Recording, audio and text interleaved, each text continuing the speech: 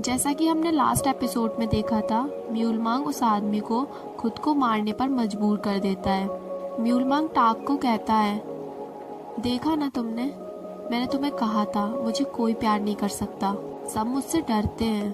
टाक म्यूलमांग की चोट देखती है और कहती है, अरे देखो कितना खून बह रहा है, चलो हमें इसे साफ कर लेना चाहिए।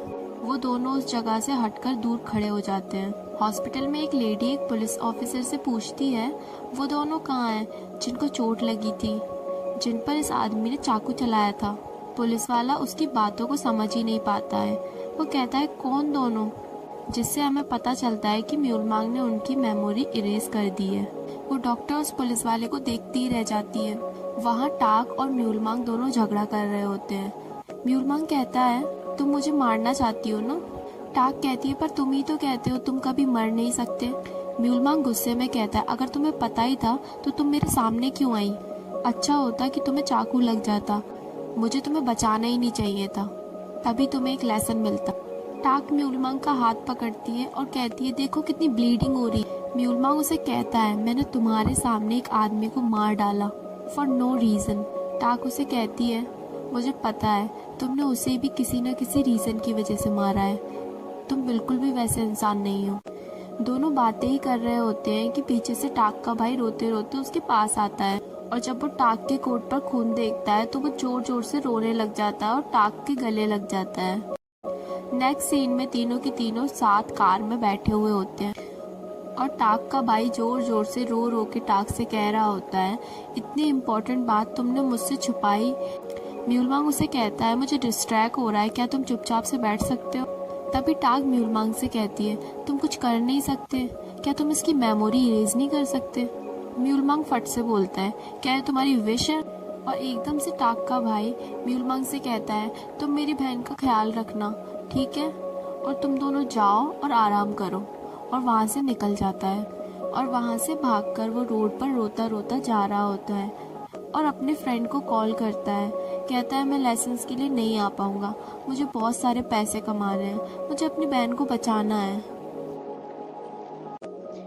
और यहाँ हमें दिखाया जाता है भाई और बहन का प्यार, चाहे वो कितना ही क्यों न लड़े, पर जब कोई भी एक मुसीबत में आता है तो दूसरा उसके लिए हमेशा खड़ा रहता है। जैसे टाक का भाई अभी पैसा कमाना चाहता है ताकि उसकी बहन का इलाज हो सके। रास्ते में उसे एक रेस्टोरेंट पर जॉब का ऑफ़र दिखाई देता है। वो उसे फट से एक्सेप्ट कर लेता है क्योंकि उसे बहुत सारे पैसे कमाने हैं। और ये रेस्टोरेंट होता है जीना के एक्स बॉयफ्रेंड का। जीना का एक्स बॉयफ्रेंड टाक के भाई को हायर कर लेता है क्योंकि उस टाइम टाक का भाई काफ़ी इमोशनल था। यहाँ टाक अपने घर में बैठकर न्यूज़ सुन रही होती है जिसमें उसी साइको किलर के बारे में खबरें आ रही होती हैं, जहाँ टाक और म्यूलमांग का दूर दूर तक कोई जिक्र नहीं था। टाक अपने कपड़ों में से ब्लड को साफ कर रही होती है और तभी म्यूलमांग एकदम से गायब हो जाता है। टाक रात में अपने फ़ोन में अपने आंट के फ़ोटो देख रही होती है और वो सो जाती है। नेक्स्ट सीन में हमको दिखाया जाता है कि म्यूलमांग उसी कल्प्रिट के साथ एम्बुलेंस में बैठकर आ रहा होता है और वो सीन बिल्कुल कल की तरह होता है। वो आदमी सर्जिकल टूल उठाकर म्यूलमांग की तरफ भागता है और सामने आ जाती है टाक। डेटी म्यूलमांग से पूछती है, तुमने ऐसा क्यों किया, तुमने उसकी जान क्यों बचाई? म्यूलमांग कहता है, क्योंकि उसने पहले मेरी जान बचाई। डेटी कहती है, तुम कब से इन बातों की परवाह करने लगे? म्यूलमांग कहता है, अगर वो नहीं रहेगी तो मैं संसार का अंत कैसे करूँगा? डेटी म्यूलमांग से कहती है, वैसे बहुत अच्छा एक्सक्यूज़ सुनाया तुमने। म्यूलमांग कहता है, मुझे नहीं पता ये क्या हो रहा है, कैसे हो रहा है, मुझे कुछ समझ नहीं आ रहा। डेटी कहती है, हाँ ढूंढो इन क्वेश्चन के आंसर और जब मिल जाए तो मुझे भी बता देना। म्यूलमांग टाक के पास जाता है और एक बार फिर से वही क्वेश्चन पूछता है कि तुमने मेरी जान कल क्यों बचाई? टाक कहती है, मुझे नहीं पता, इसके पीछे कोई रीज़न नहीं है। म्यूलमांग उसे अपना ही एक रीज़न सुना देता है, तुमने मेरी जान इसलिए बचाई ना क्योंकि अगर मैं नहीं रहूँगा तो तुम भी नहीं रहोगी। टाक म्यूलमांग से कहती है, तुम्हें क्या लगता है मैं उस डील की वजह से तुम्हारे थॉट्स नहीं पढ़ सकता? कहती है, तो फिर एफर्ट लगाओ, you can observe me and think Y I did it, mule मांग कहता है पर मुझे ऐसा क्यों करना चाहिए? क्योंकि मैं भी ये कई बार कर चुकी हूँ। ये एक तरह की कला है जो इस वर्ल्ड में रहने के लिए हर आदमी को आनी चाहिए। अच्छा, पर तुम तो ह्यूमन ही नहीं हो ना, है ना? म्यूल मांग उसे कहता है, how do you do that? और अब क्या? टाक उसे ये कला सिखाने में लग जाती है, जिसमें टाक खुद ही फंस जाती है और अनॉयड हो जाती है। टाक उसे खुद का नाम रखने के लिए इंसिस्ट करती है। सामने से कोई सामान लेकर आ रहा होता है, टाक उसे अपनी ओर खींचती है और एक ब्यूटीफुल सा सीन क्रिएट हो जाता है। और अब क्या? म्यूल मांग ये ठान लेता है कि वो 24 घंटे टाक पर नज़र रखेगा और उसके थॉट्स को रीड करेगा। वो उसके ऑफिस में एज अ क्लाइंट एंट्री ले लेता है। मिस्टर छा टाक से कहते हैं, क्या तुम जीना से मिली? वो कहती है, नहीं। मिस्टर छा बोलते हैं, अच्छा, हमारी वो किसको लेकर बात हुई थी उसके बाद भी तुमने उससे कोई बात नहीं की? टाक कहती है, मैं उस तरह की लड़की नहीं हूँ जो गॉसिप करे।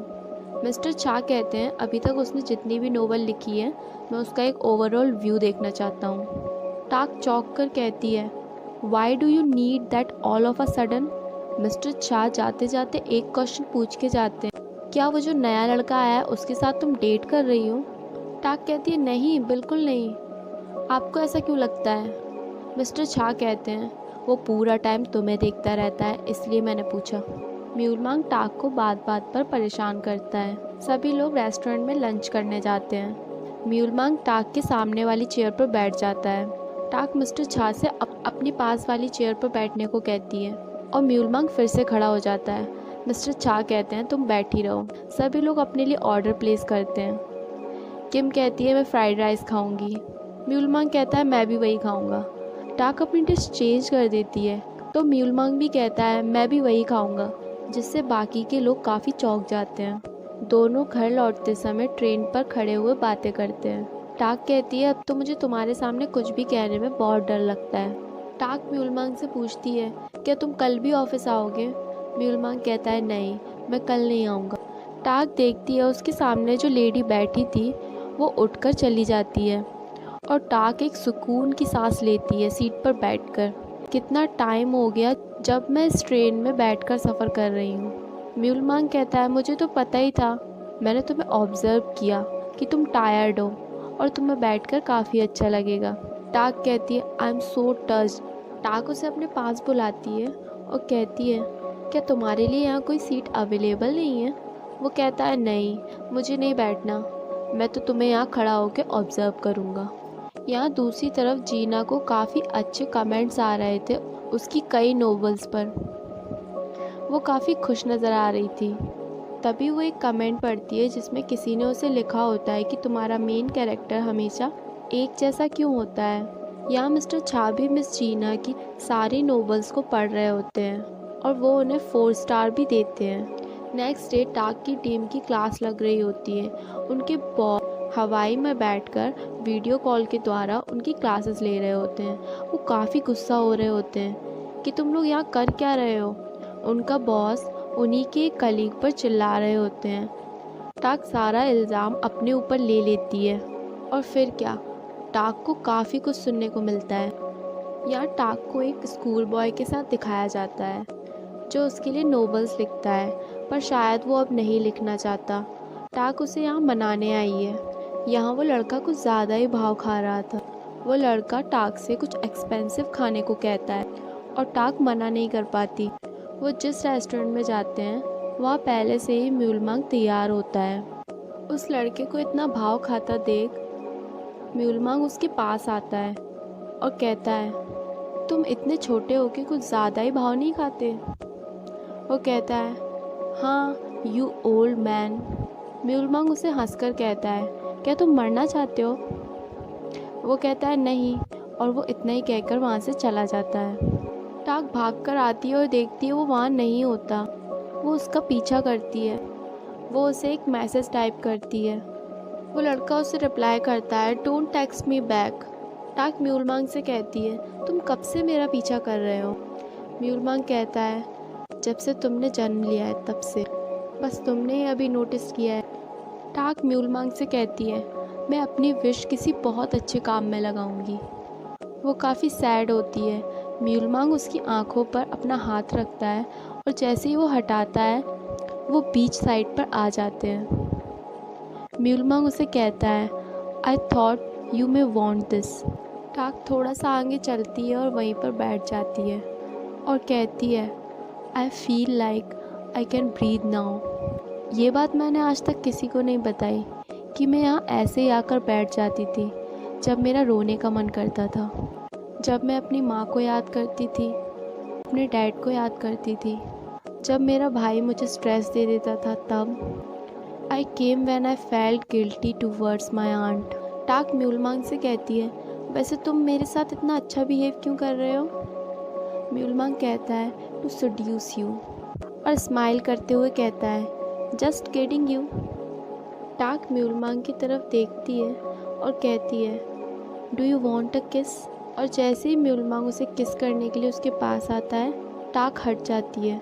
म्यूलमांग उसे कहता है, लेट्स गो, काफ़ी ठंड हो गई है। नेक्स्ट डे दिखाया जाता है जीना सैलून में जाकर अपना मेकओवर कराना चाहती है। वो कहती है, मुझे 10 टाइम हॉटर बना दो।